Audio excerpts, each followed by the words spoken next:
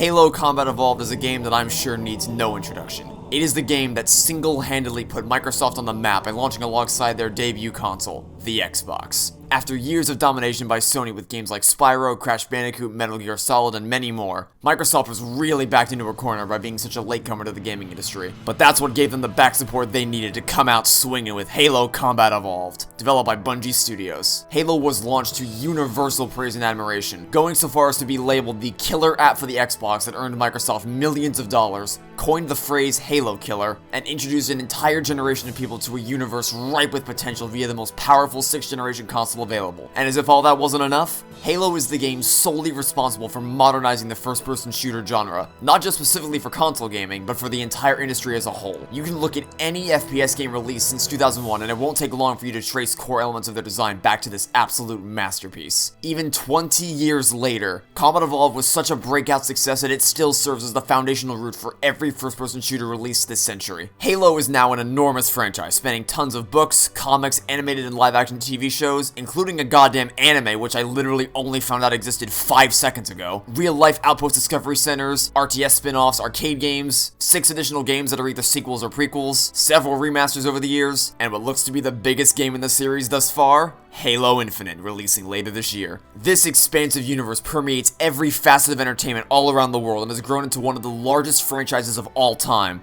But it all started with Combat Evolved. This game, one that was being tailor-made for a console that was a complete wildcard and nobody had any idea whether it was going to succeed or fail, spawned everything that has ever come out of the Halo universe since then. For as on the nose as it may be to say, Combat Evolved is a legendary video game that I have wanted to praise in the form of an analysis video for years, and I finally figured, what better time than now, as Halo's 20-year anniversary is right around the corner. And if you're wondering why I'm not releasing this video on the actual anniversary, I'll talk about that at the end of the video. But regardless, Halo is my all-time favorite video game franchise that has had a more profound impact on my life than anything else I've ever played, which is saying quite a lot considering its competition. And after I made my first formal video essay last year, it was really only a matter of time before I started pouring my heart and soul into talking about Halo. So whether you're already familiar with Halo and just want to relive the nostalgia of these games, or if you're brand new to Halo and you want to familiarize yourself with the series before Infinite comes out, then I invite you to sit back, relax, and allow me to break down why Halo Combat Evolved is a revolutionary wonder.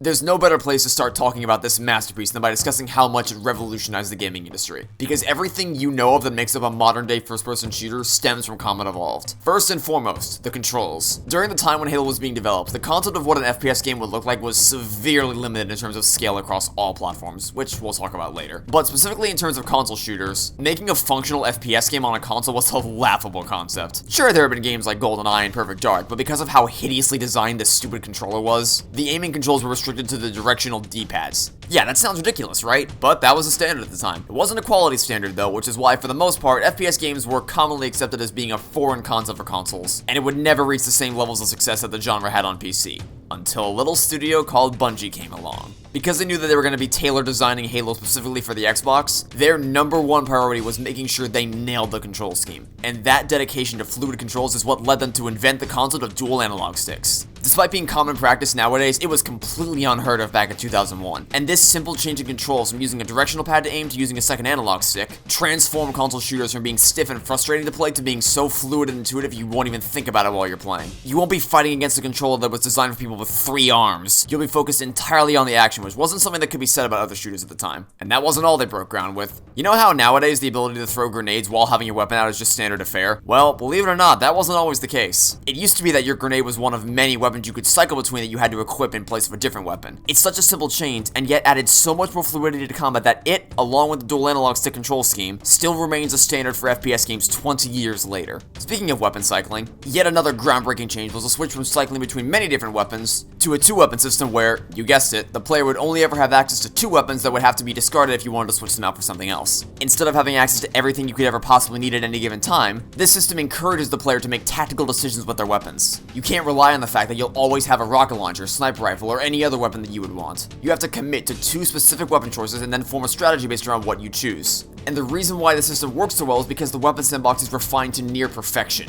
Every weapon has its purpose in the sandbox. They all have their strengths and they all have their weaknesses. The assault rifle is great up close and personal, but it's absolutely worthless from a distance. The pistol is great for precision headshots, but isn't effective at draining energy shields. The plasma rifle drains shields faster than the plasma pistol, but also overheats much faster, and so on and so forth. Not every weapon is good for every situation, so you have to make strategic choices for what to bring with you. Do you bring a sniper to clear out enemies from range and a shotgun to deal with anything that gets too close? An assault rifle and plasma rifle so that you always have something to clear out squads of infantry and quickly inflict damage? Double up on plasma weapons to deal with forerunner sentinels? You get the idea. A huge part of Halo's gameplay is the strategy present in every decision the player makes, from your weapon choices before the battle to enemy prioritization, positioning, and flanking routes mid-battle. And the two-weapon system plays a major role in that. It's about choosing and conserving the right weapons for the right situations. If the player always had access to every weapon, a heavy amount of tension and strategy would be removed because the element of choice behind what the player brings to the battlefield between encounters is removed. And it also allows there to be a much greater variety of weapons, which encourages the player to experiment with them all and change up their strategy as they move throughout the game. And once again, the two-weapon system was so influential that it still stands as yet another standard of the industry 20 years later. And, of course, there's the regenerating shield system. Instead of having to rely solely on health packs to keep your health up to the max, this game introduced the concept of a regenerative shield that would act as a buffer between the enemy's damage and you losing health. Your shield can absorb a fixed amount of damage before leaving your health vulnerable to the enemy, which means that you don't just suddenly transform into a camping hermit crab when your health is low that's incapable of making risky plays, because you'll always have that shield as a safety buffer. The fixed durability of the energy shield allows battles to remain just as engaging as always regardless of your health. It just means that you'll have less room for error if you make too many mistakes. If you know what you're doing, you can complete the game without ever losing any significant amounts of health, which gives you more options in combat due to the fact that you have a greater buffer zone in case you make mistakes. It's a system that encourages tactical gameplay to make sure your health is in good standing. While having full health will allow you to be riskier and pop in and out of cover playing Ring Around the Rosie with an elite, this isn't the case with Red Health. To illustrate this system more clearly, let's look at the beginning of my most recent playthrough, the 5th mission of the campaign, Assault on the Control Room. While I managed to make it out of the first encounter still having blue health, I got far too aggressive engaging this one elite and wasn't careful enough of my positioning, leaving me with only 1 bar of health remaining after only a minute of gameplay. It was entirely my fault, but it also meant that I was going to have to get a lot more creative with upcoming encounters in order to make it to the next health pack in one piece. I had to shoot out the glass to draw the attention of the remaining enemies while I dropped in on them from above. Then, when I made it to the bridge outside, engaging an elite in the wide open, coverless center of the bridge would have been suicide, so I used grenades to push him back as far as I could, then snuck along the edge of the bridge to get the jump on one of the elites, and then used the same grenade tactic to push the other elite on top of the glass, which then allowed me to shoot the glass out from underneath him, thus giving me the height advantage. Having red health doesn't mean you just sit back and spam precision shots from the pistol. Aside from being a blatant waste of ammo and an ineffective method of combat, this isn't all you have available to you in terms of tactical options. The game gives you all the tools you need for success, and it's up to you to figure out creative and clever ways to use them to your advantage based on the health you have available to surmount the indomitable force of the Covenant.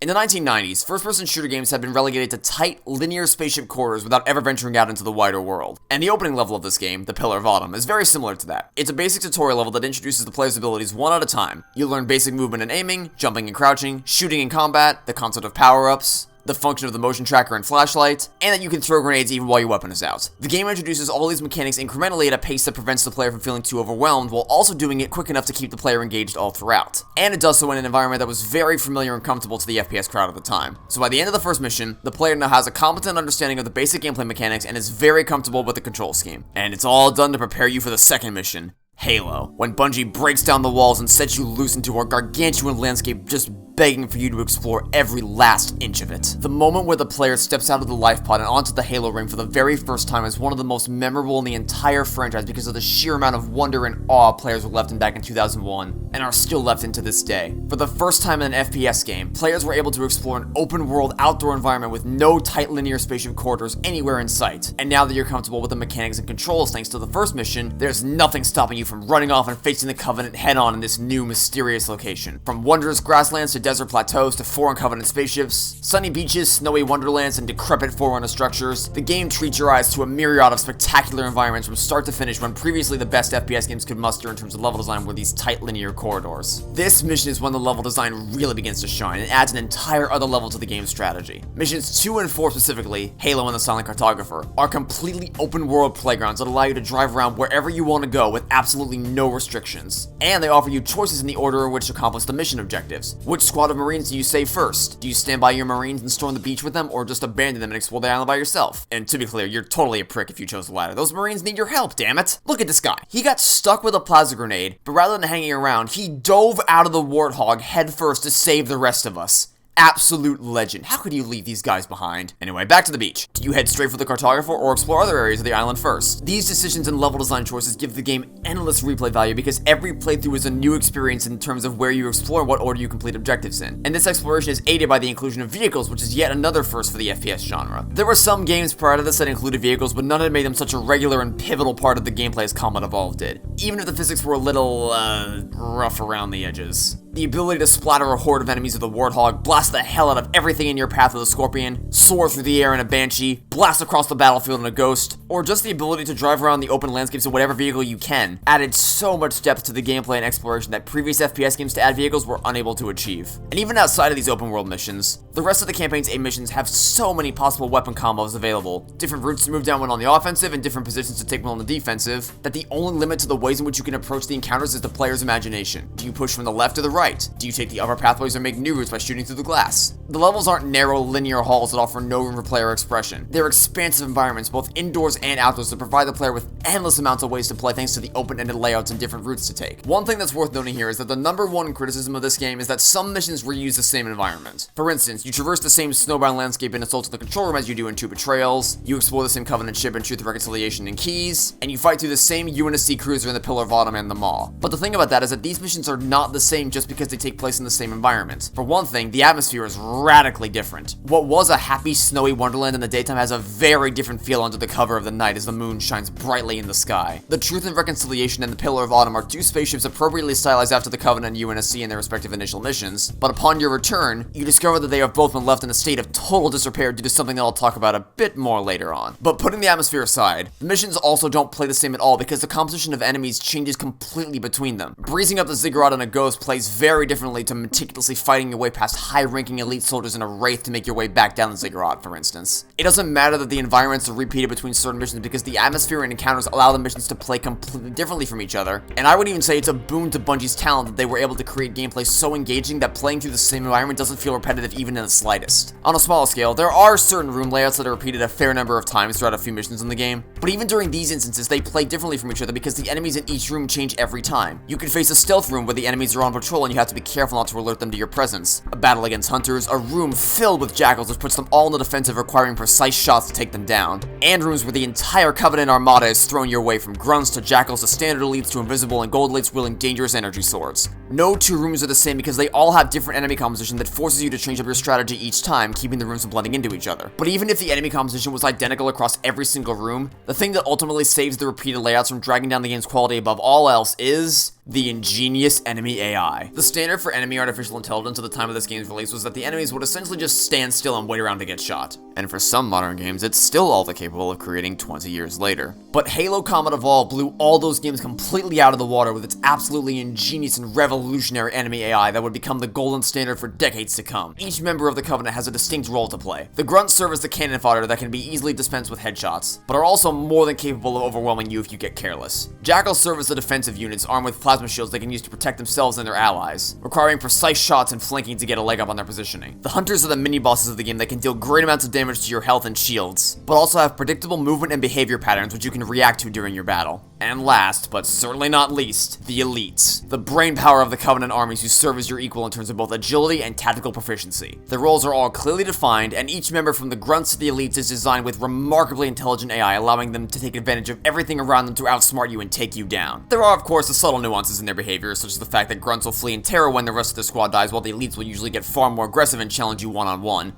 Or the fact that grunts will run to their friends for help if you stick them with a plasma grenade, as opposed to the elites who will charge you down as a sacrificial battle cry. If he's going down, then you're coming down with him. Or the ability to cause an elite to stumble in his step if you shoot him in the leg. But what's far more impressive than those little details and others like them, is the dynamic way that the elites command their squad and move throughout the battlefield. As I mentioned earlier, at the time of this game's release, other games' enemy AI was limited to standing around and just waiting to get shot. But Combat Evolved contains the polar opposite of this design principle. The elites do not just stand around waiting to die. They are dynamic opponents who are constantly moving around the battlefield to try to get a better angle on you, to try to find a better position from which to stand their ground, to try to hold your attention long enough for their teammates to corner you, to to deftly sidestep the plasma grenade you try to stick them with, to keep an ear out for movement so they're ready for you to rush them around a corner, to charge you down if you try to retreat while your shields are recharging, etc, etc. Even when you haven't even entered the room they're guarding yet, they're on the move. They aren't standing around twiddling their thumbs, they're patrolling the room, looking around, keeping their eyes peeled in all directions for the slightest hint of movement trying to find you. But while their movement patterns alone are enough to help the AI stand out among other shooters of its kind, by far the most groundbreaking thing about their design is the fact that they know how to think. They know how to work together as a team to outsmart you and corner you and bait you into traps. The elites are always watching how you fight and adjusting their strategy accordingly, constantly thinking about the battlefield to determine their best course of action. Do they get aggressive and attack your position or hold the line to defend their own? It is fascinating to watch the elites fight and observe their thought process in action. Did an elite catch you flanking right through a window? You might send an elite to meet you head on while the jackals form a defensive line on the left in case you double back. Have you seemingly taken out all elites but there's still one grunt alive? The grunt might bait you into following him around a corner, making you think it'll be an easy kill, only for him to lead you right into a trap and force you to come face to face with the ferocious elite you forgot you left alive earlier. It is absolutely mind-blowing how intelligent the enemies are once you start paying attention to their behavior and movement patterns. And the emphasis on intelligent enemy AI is what helps make this game simultaneously incredibly challenging and 100% fair. When you play this game on legendary difficulty, it is very challenging to overcome the encounters the game throws your way. But the reason why these encounters are so hard isn't because of unpredictable insta-kill garbage. It's because the enemies are smart, because they have the intelligence required to outthink you and back you into a corner, or to bait you into a trap that you didn't foresee until it was far too late. The challenge comes from observing enemy behavior and reacting with an appropriate strategy of your own, which is the best kind of difficulty, because this means that 99% of the time,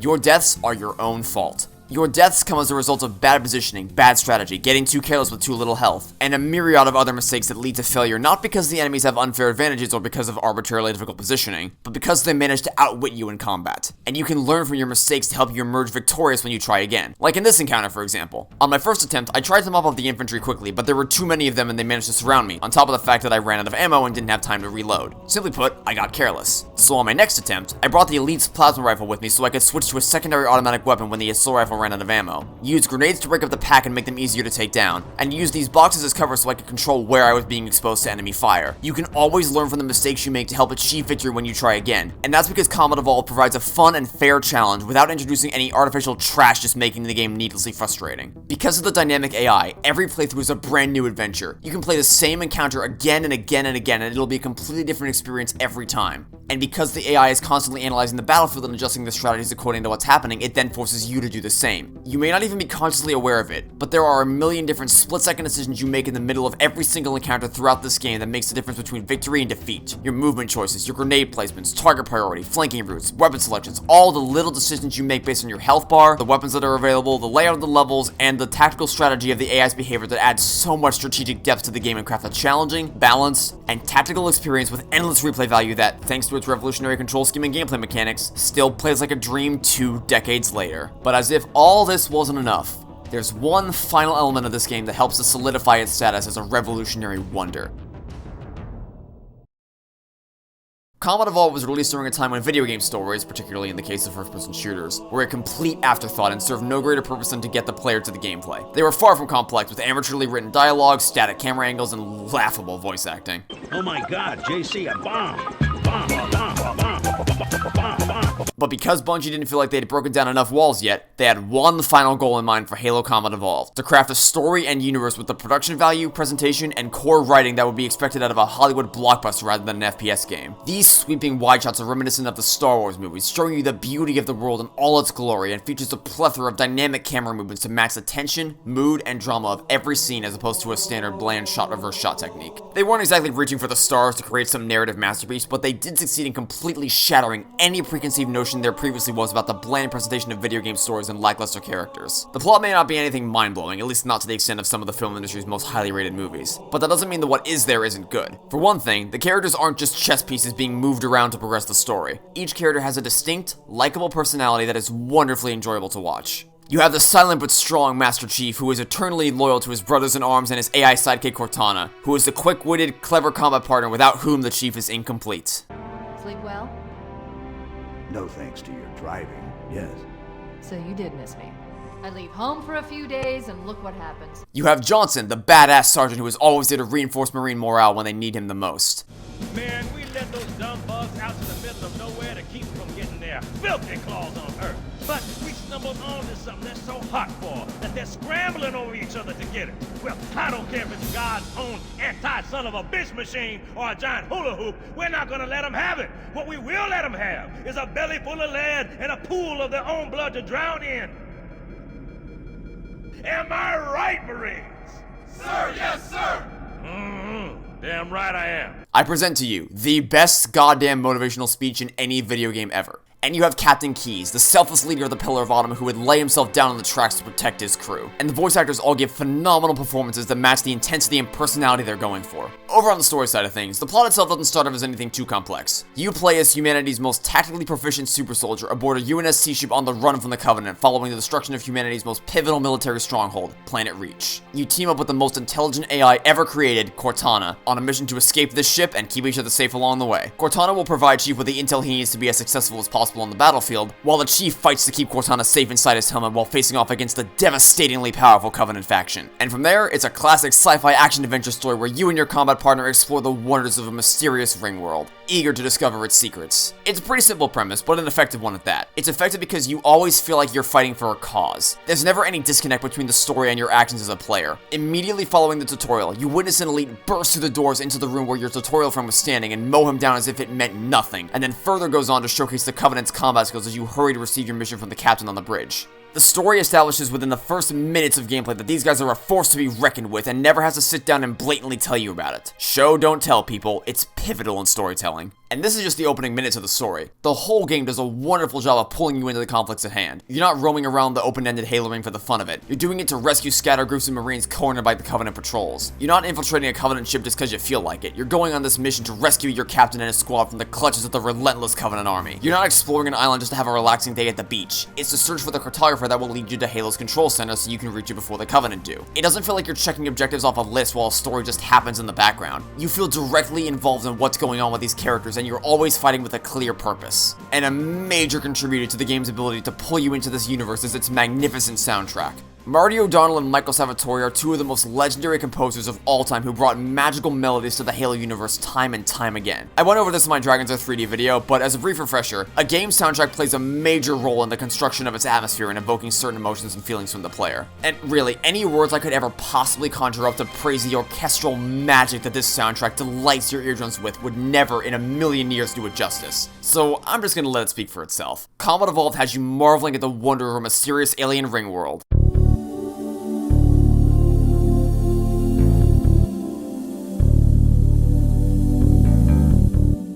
Facing off against the Covenant in fast-paced combat scenarios.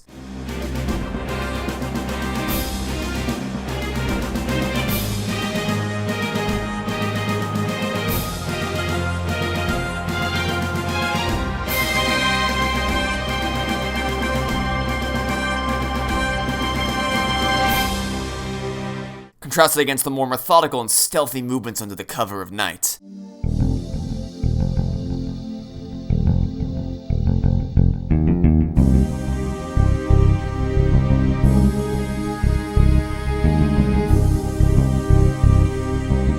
Battling smaller groups of infantry in a sort of dance with the Covenant, if you will.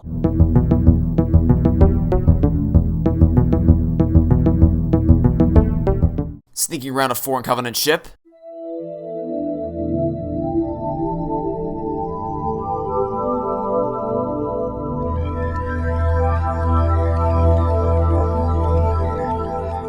And no matter what the situation is, the soundtrack never ever fails to disappoint, helping to immerse you into an enchanting atmosphere alongside likable and distinct characters, and nail-biting stakes palpable from the opening minutes of gameplay. I mean, really, I could just leave that as the final line of this section and move on to my conclusion of the video. But for those of you watching this video who are already familiar with Halo as a franchise, you may have found it extremely curious that I have been talking for over 20 minutes at this point, and I have yet to mention a pivotal part of this game. Something I've deliberately kept absent from every piece of background footage, and that's because I've been saving the best course for last. The plot as a whole may not be anything outstanding, but there is one moment in this game that stands out as one of the most impactful storytelling sequences not just in the Halo franchise, but across the entire video game industry as a whole. And I've deliberately avoided talking about it up until now, and I'm signposting this here because if what you've seen so far has convinced you to play Combat Evolved, then you absolutely need to experience this twist for yourself. Trust me, you don't get a second chance to witness this moment for the first time, and everybody on this planet deserves the chance to experience it blind. Now that that's said and done, let's talk about the 6th mission of this game, 343 Guilty Spark. So far, I've only shown gameplay that features combat against the Covenant and Sentinels, but they are not the only enemies to be found in this game. After you reach the control room, Cortana gains access to the Halo Ring's networks as she starts to decipher what the purpose of this ring world even is. But before she gets the chance to do so, something much more pressing comes to her attention. She tells the Chief that the Covenant have found something buried away, and now they're afraid of it. And immediately following this, she warns him that Captain Keyes is about to stumble onto something dangerous and that he needs to race to stop him before it's too late. This leaves the player in a very confused state. I mean, things were so clear before. Fight your way to the control room, learn what sort of weapon Halo is, use it against the Covenant, then we can go home. But now it's becoming increasingly apparent that there is something else about this ring you've yet to discover, and you're about to march headfirst into the belly of the beast under the cover of night with a sinking feeling of uncertainty and unease thanks to Cortana's frantic warnings. And this mood perfectly transitions into the beginning of the next mission, where the first thing you see is a squad of Covenant running away in terror. You've seen the Grunts run away before when their allies fall, but this is a full Covenant squad. They still have all their teammates, and the Grunts have always held strong so long as they had enough teammates alive to stick together. So, why are they running away? The pit you feel in your stomach begins to sink even deeper as Echo 419 drops you off into the middle of a dense and murky swamp, all alone, which, when combined with the ominous music and ghostly atmosphere surrounding you in every direction, immediately puts you on edge. But even still, you manage to pull your nerves together enough to fight your way through small groups of Grunts and Jackals. Enemies tough enough to knock you down without a fight, but not so aggressive and challenging that the combat pulls you out of the atmosphere. Your eyes are constantly scanning the environment in every direction as your anxiety starts to spike, still unaware of what the Covenant were so afraid of, when suddenly, a flash of movement darts past your screen through the fog in the distance, and then another one further up above the hills. It's so brief you might even miss it if you weren't paying attention, but if you catch these little figures moving in the corner of your eye, you may feel your heart start to pound just a little bit faster, because you may not have been able to clearly see whatever it was, but you know for sure it wasn't Covenant. And as you move deeper into the swamp, you stumble across a Forerunner facility which you presume to be the weapons cache Keyes was looking for, but you almost don't even react to it because something far more significant is happening. The Covenant don't care about you. They are tearing out of the building faster than they've ever run before, running right past you as if you don't even exist. This has never happened before. No matter how distracted the Covenant may have been, they never hesitated to start shooting at you. But here, they just run right by like you're not even there. This unprecedented event leaves you all the more reluctant to venture further inside. But no matter how scared you are, you're still a super soldier with a mission, to get in and stop Keyes from making a terrible mistake, whatever it takes. But while the architecture of the building seems rather normal at first, it doesn't take long for you to stumble across even more signs that something has gone horribly wrong. You find UNSC pistol bullet holes in the wall despite the fact that there are no Marines anywhere nearby, dead or alive. You find dead Grunts and Jackals strewn all over the place, ammo crates are knocked over, and weapons left abandoned on the ground with blood splattering the halls. It looks like you stumbled onto one of the many battlefields that you've tackled prior to this point in the aftermath of the chaos, but that can't be right. You were never here. You didn't do any of this. You weren't the one that killed these Covenants, so then, what was? And as the last discovery you make before the reveal, you find a Marine abandoned in this facility all by himself, having pinned himself to the wall and his pistol out and ready to shoot anything that comes through the door, even the Master Chief. Stay back! Stay back! You're not turning me into one of those things! I'll blow your brains out! Get away from me! Turn you into one of those things? What does he mean by that?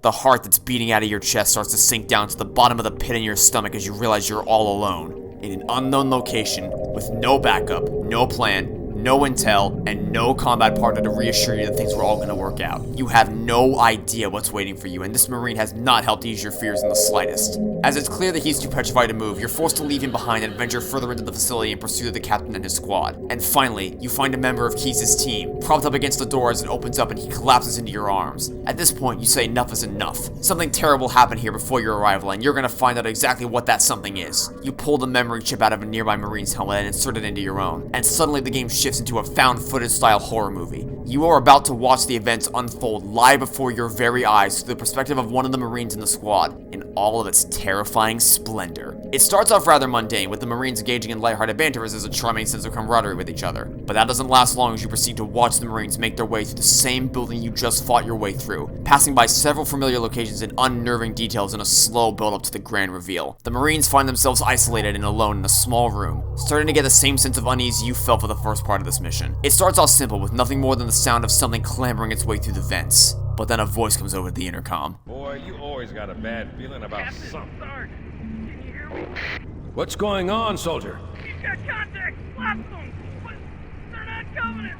They're They're just tearing through us! What the... Oh, no! Corporal, do you copy? Over.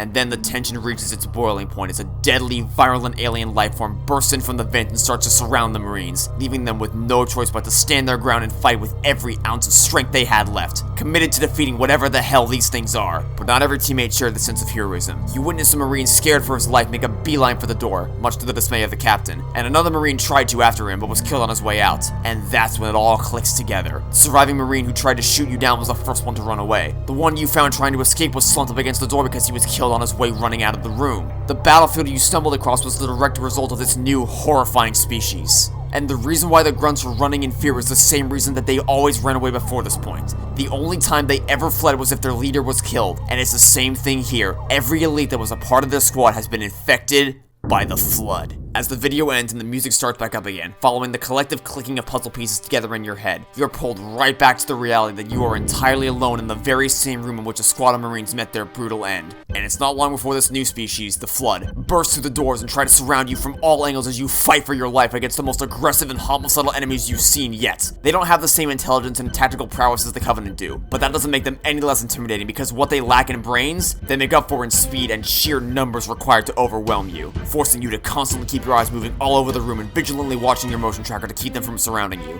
You can't let your guard down for even a second and still need to constantly reassess your positioning and tactics as per the situation. After barely managing to scrape past your first horrifying encounter with the Flood, it's become crystal clear that you've just unleashed something terrible. A genie that can't be put back in the bottle as all hell is broken loose and you only have one thing on your mind: escape. You scramble to retrace your steps through the facility and make a beeline straight for the elevator as seconds begin to feel like hours waiting for it to descend, only for the elevator to literally come crashing down the shaft in a fiery inferno, leaving you trapped all alone in a building filled with undead monsters out for blood that tore through an entire squad of Covenant without even breaking a sweat, leaving you in constant fear as you desperately fight your way through the remaining rooms searching for a way out. The reveal of the Flood is handled with such surgical precision and expertise it's almost unbelievable. And what's better yet is that the game never sits down to explain the backstory of the Flood in some bland, drawn-on expositional monologue. The build-up to the reveal is done entirely through gameplay, letting you notice all the little details for yourself, letting you witness the moment when the Flood is unleashed for yourself, and watching the brute force terror they present by forcing you to fight your way to freedom. It is exceptionally brilliant video game storytelling, and every player deserves a chance to experience it completely blind. So if you didn't listen to my spoiler warning, it's your own damn fault. From there, you are introduced to 343 Guilty Spark, who informs you of a way to stop the Flood permanently by activating the Halo Ring with the use of the Index, which unfortunately can only be accessed by fighting your way through endless floors of Flood, constantly pouring in from all directions. Once you finally have it, you return to Cortana ready to end the Flood, but not before she can stop you from making the biggest mistake you ever possibly could have, because Spark didn't tell you the whole truth about how exactly the ring was going to destroy the Flood. Halo doesn't kill Flood,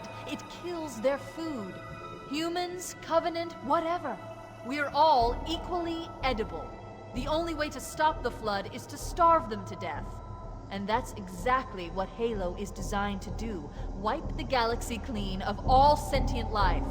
And it is at this moment, when you realize that Spark doesn't have humanity's best interest at heart, and when he realizes you aren't going to help him, that he turns his sentinels against you as you and Cortana reunite to race to destroy Halo before Spark finds another way to activate it. Cortana's still holding on tight to the Index, just in case, but they're still not taking any chances. The stakes have been pushed through the roof as now you have the Covenant, Flood, Sentinels, and yourself all battling it out in massive open-ended environments vying for control of the Halo Ring. You can feel free to sit back and watch the enemy factions fight each other, or jump right in and join in on the chaos. This is one of the best parts of the game, where you get to see the dynamic AI fight against each other, and see the tactical nature of the Covenant go up against the hopelessly aggressive behavior of the Flood. These sections are not scripted. Assuming you don't interfere and help whittle down one particular group, the only thing that determines which faction wins is the AI and the decisions they make in combat. So while on one run, the Covenant may come out in one piece, in another, the Flood might be the victors, which is yet another instance of the gameplay changing up with each new playthrough. But we haven't even gotten to my favorite part of this game's story yet: the ending.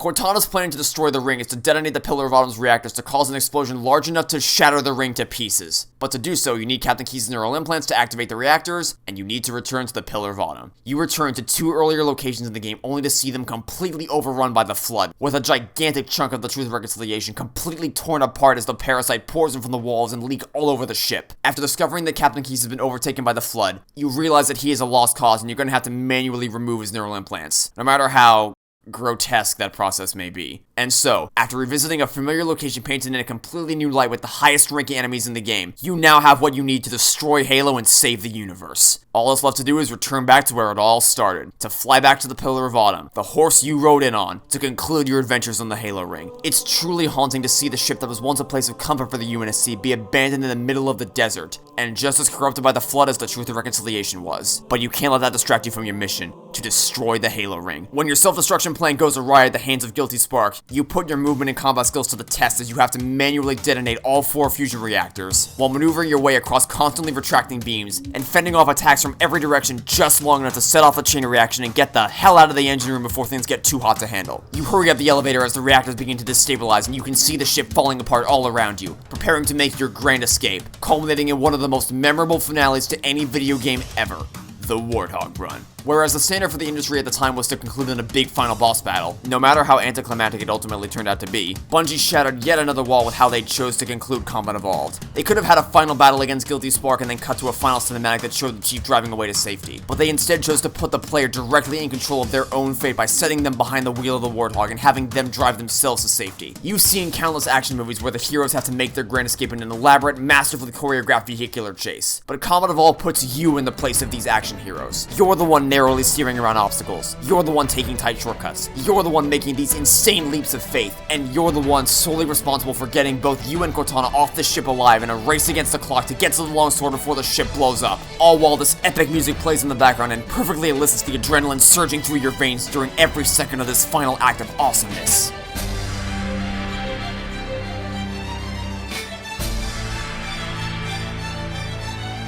And with that, your adventure is complete. You battled through thick and thin across a variety of unique environments, both by yourself and alongside a team of Marines, on foot and in the air, facing off against Covenant, Flood, and everything in between on a timeless galactic adventure to save the universe. It's not some groundbreaking masterpiece of a storyline, but it does a phenomenal job of pulling you into its world from the very first cutscene all the way to the final Warthog Run. And in the context of the Halo franchise, this game set up an entire universe and mysterious setting ripe to be built upon, introduced the main characters that would drive the conflict time and time again, and ultimately laid the groundwork to tell even more engaging and powerful stories for years to come.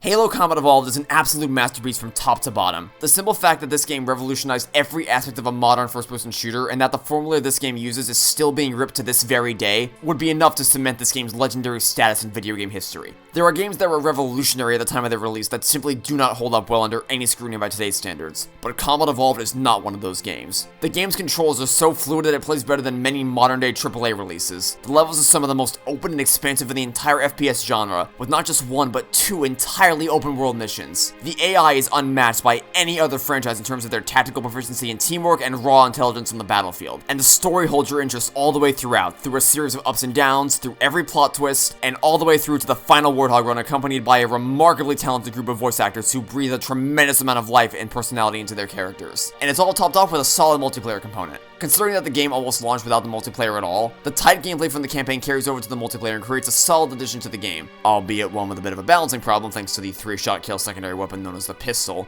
and one with easily manipulated spawns allowing you to spawn directly into the middle of a gunfight with absolutely nothing you can do about it. But in spite of those issues, each game is jam-packed with tense encounters and a constantly shifting dynamic between the two teams as the control over the map and power weapons is in constant flux, and it's a battle of wits to see which team can play smarter and come out on top. Is it a flawless game? Absolutely not, but said flaws largely stem from the multiplayer side of things. The game's campaign is a masterfully designed experience, from the spine-chillingly beautiful soundtrack, to the engaging story, to the timelessly entertaining and challenging campaign that holds up unbelievably well 2 decades after its initial release back in 2001. And yes, you heard that correctly, this game is going to be 20 years old this fall, which is insane to think about. As for why I'm releasing this video in April instead of November when this game's actual anniversary is, it's because I'm not done talking about Halo just yet. This video is going to be the first of a series that I'll be releasing monthly leading up to the anniversary, culminating in a full blind playthrough of Halo Infinite the day it comes out. The game is scheduled to release this holiday, and I'm almost positive that it will come out sometime around November 15th in celebration of the game's 20-year anniversary based on, well, everything I've seen from everyone who's ever spoken about this game. Everything seems to be on track now for a November release on Infinite. I promised myself that I would do something really special to celebrate the anniversary of my favorite video game franchise of all time, and now it's finally time to make good on that promise. So if you'd like to what you saw here today and you're interested in seeing what the rest of the franchise has to offer, then I encourage you to subscribe to see the rest of the videos in the series, and join me on a journey to explore the mechanical and narrative reasons behind why the Halo games are so incredible before the legendary hero continues his intergalactic adventures this fall. So thank you all so much for watching this analysis video, and stay tuned for the future videos in this series. Because are we finished?